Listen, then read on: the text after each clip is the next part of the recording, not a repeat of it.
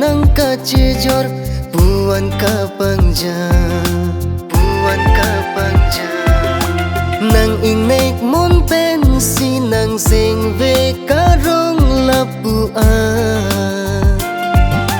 ni dung pen nang kedam nang theklok pen nang phan sing ve kang sa nang kunat pen si kewan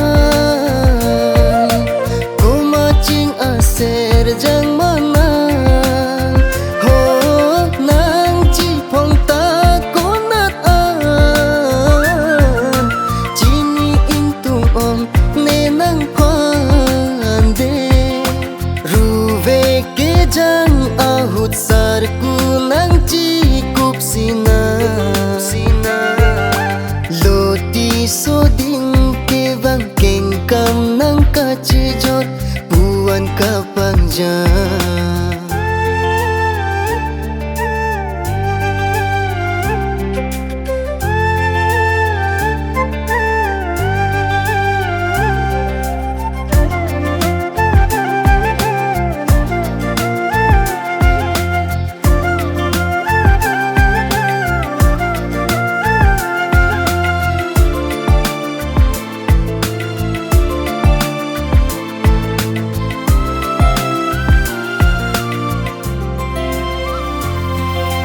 ruve amunang kiklo kang samjet ason si ne sing ve ka jing sam dokok lo nang phane sing kang sam achar nam nang juji sitane nang chethan ta hai ka cho jat dokok ne bon ta nang son ke lang me ke thek long le pin lang me kai a long ke ho ranam ang no si choning ri kai ke ne nang son asami ke long ji apa ruve ke jang ahut sarku nang chikup sina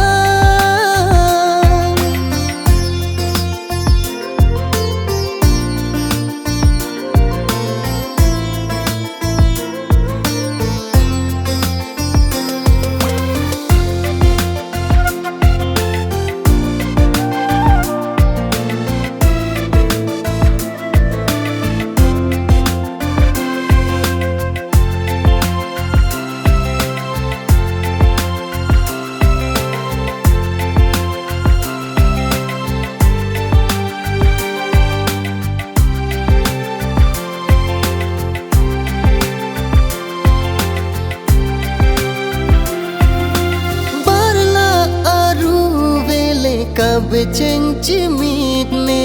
lang roi lang jeng kili jut un e ason ne nang ra se glok pen ne kang hondo koklo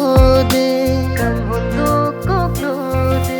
la si nang phan nang hung ri jing ne